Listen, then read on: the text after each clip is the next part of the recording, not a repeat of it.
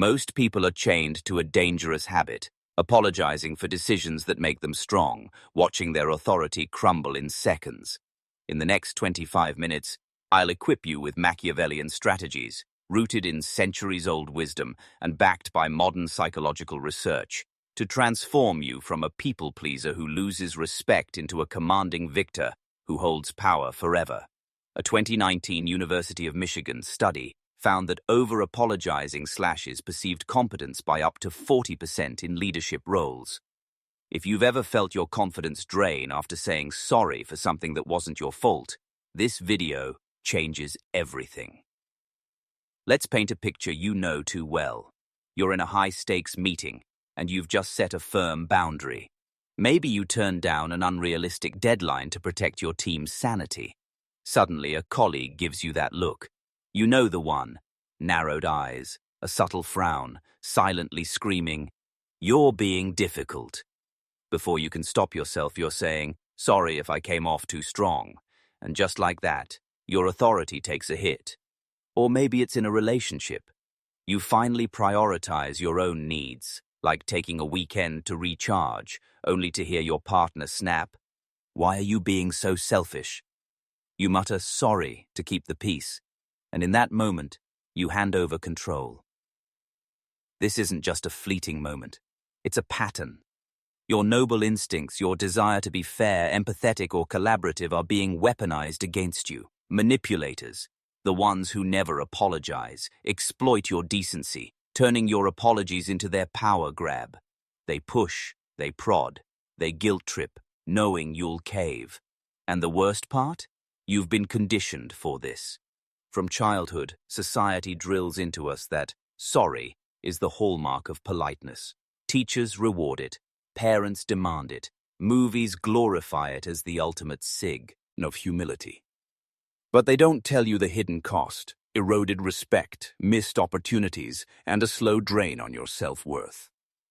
Most people stay trapped in this cycle, blaming themselves for not being nice enough. They watch promotions slip away, relationships tilt out of balance, and their confidence erode. All because they can't stop apologizing.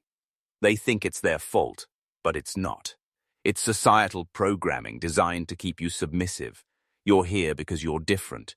You feel the weight of this trap, and you're emotionally invested in breaking free. Stick with me, and by the end of this video, you'll have the tools to never fall for it again. You're ready to reclaim your power. Let's do this. Let's ground this in unshakable truth. In his 16th century masterpiece, The Prince, Niccolò Machiavelli warned that leaders who want to maintain authority must learn how not to be good when necessary, refusing to show weakness through unnecessary concessions. Fast forward to today, and modern psychology backs him up. A 2020 meta-analysis from Pepperdine University found that frequent apologies signal vulnerability, reducing perceived power in social hierarchies by up to 30%. Another study in organizational dynamics revealed that while rare strategic apologies can build trust, habitual ones make leaders seem incompetent, cutting their influence by 25%. This isn't just theory, it's rooted in universal human behavior. Evolutionary psychology tells us we're wired for social hierarchies, much like our primate ancestors. Apologizing unnecessarily sends a submission signal, like a beta wolf yielding to an alpha. Most people miss this, letting others dominate them without a fight. They don't see the invisible game of power playing out in every interaction. I'm going to break this down into 3 clear levels. Recognition, where you spot the apology traps draining your authority. Protection, where you shield yourself with practical, battle-tested counter-strategies. And mastery, where you flip the dynamic to command unshakable respect. These aren't fluffy ideas, they're actionable tools you can use today to transform how people perceive you, from the boardroom to your personal life. Pattern. Interrupt. Stop for a moment. Think about the last time you apologized for something that wasn't your fault. Maybe for speaking up in a meeting, setting a boundary, or even just existing in a space. Feel that sting of regret? That's the trap we're about to dismantle. Let's dive in. At the core of this issue is what I call the apology submission cycle. Every time you apologize for something that's not a mistake, like asserting your opinion, making a tough call, or prioritizing your needs, you trigger the brain's reciprocity norm, a principle outlined by psychologist Robert Cialdini in his book, Influence. The other person feels entitled to more concessions, perceiving you as submissive. A 2018 Forbes article explains that withholding apologies evokes feelings of power and control, while giving them creates vulnerability and weakens your position. Let's look at a real-world example. In a 2021 case study from IMD Business School, a manager named Sarah apologized for enforcing a necessary overtime schedule during a critical project deadline. Her team, sensing weakness, demanded extra perks and began undermining her decisions. Her authority ratings in performance reviews dropped by 20% within a month. Contrast this with Machiavelli's advice to leaders like Cesare Borgia, who never apologized for ruthless but necessary decisions during his conquests in Renaissance Italy. By refusing to show remorse, Borgia maintained absolute control, preventing rebellion. Why do most people fall for this trap? Society has conditioned us to equate apologies with morality. From a young age, we're taught to say sorry to smooth over conflicts, even when we're not wrong. Parents scold kids for not apologizing during playground disputes. Teachers praise students who say sorry to keep the peace. Media glorifies humble characters who apologize to seem relatable. But here's the first aha moment. Apologizing for your strengths, your ambition, your confidence, your decisiveness isn't humility. It's submission to someone else's agenda. Another example. In relationships, manipulative partners often provoke apologies to maintain dominance. A 2017 study on psychological abuse found that victims of emotional manipulation apologized 3 times more than non-victims in similar scenarios. Think about your own life. Have you ever apologized for succeeding, like getting a promotion that sparked envy among colleagues? Or for setting a boundary, like saying no to a family member's unreasonable request? That's the cycle at work. Here's the second aha moment. Every unnecessary sorry hands over a piece of your power, signaling to others that you're willing to yield. Let's go deeper. In social settings, you might say sorry for minor inconveniences, like brushing past someone in a crowded room. Why? Because we're taught it's polite. But studies show that over-apologizing in these micro-moments trains your brain to default to submission, making it harder to stand firm in bigger conflicts. The cycle starts small but grows, eroding your authority over time. Pattern interrupt. Pause right now. Close your eyes and picture the last time you said sorry for no reason, maybe for asking a question in a meeting or standing your ground in an argument. That memory burns, doesn't it? That's your brain telling you it's time to break free. Let's move to protection. Now that you recognize the trap, let's build your defenses. The key is spotting apology demands in real time and deflecting them with precision. Start by watching for cues. If someone crosses their arms, avoids eye contact, or uses guilt-tripping phrases like, "I'm disappointed," or "You hurt my feelings," they're testing your resolve. Don't take the bait. Instead, use silence. Psychology shows it signals confidence and control, or respond with a neutral statement that holds your ground. Here's a language script to try. Instead of saying, "I'm sorry for being so blunt," say, "I stand by my perspective, let's discuss solutions." A 2021 study from the Journal of Social Psychology found that non-apologetic responses in conflicts boost perceived competence by 15%. For immediate results, start an apology audit. At the end of each day, write down every time you said sorry and identify which ones were unnecessary. Aim to cut them by 50% within a week. In social settings, replace sorry with firm alternatives. If someone bumps into you at a coffee shop, don't say, "Sorry, my fault." Say, "Excuse me," with steady eye contact and a calm tone. In negotiations, never apologize for your demands. A Kellogg School of Management study found that avoiding apologies for assertive requests increases success rates by 25%. The moment you implement these changes, you'll notice a shift. People start respecting your boundaries more. It's bulletproof. Rhetorical question. What would your life look like if you never apologized for your ambitions again? Imagine the confidence, the respect, the control. Let's go deeper with another script. When a friend or family member guilts you for missing an event, don't say, "Sorry, I'm too busy." Say, "I've got other commitments, but let's plan another time." This protects your emotional energy and keeps you in control. In the workplace, if a colleague challenges your decision, don't say, "Sorry if that seemed harsh." Say, "This is the direction we're taking. Here's why it works." Let's add one more layer. Practice preemptive framing to avoid apology demands altogether. Before making a bold move, like turning down a request, set the stage. "I've thought this through, and here's my stance." This signals strength from the start. A 2020 study in Personality and Social Psychology Bulletin showed that proactive framing reduces pushback by 20%. Pattern interrupt. Imagine standing tall in a tense moment, refusing to apologize.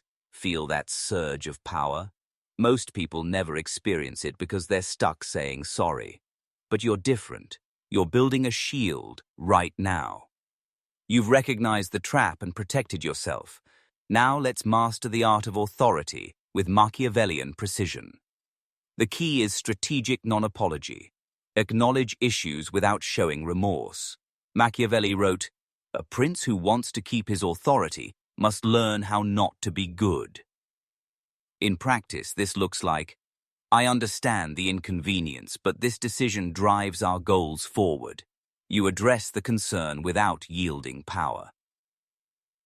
To completely flip power dynamics, position yourself as the alpha.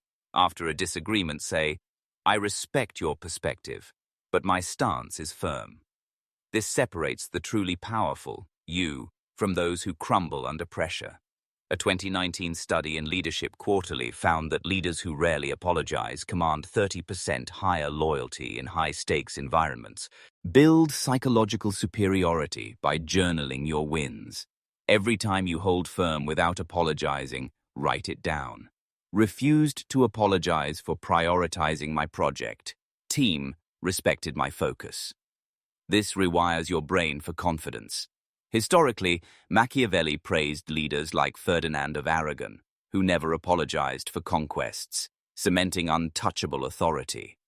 Modern data from Harvard Business Review shows that non-apologetic CEOs earn 18% higher salaries on average. Rhetorical question. Are you ready to stop begging for approval and start commanding respect?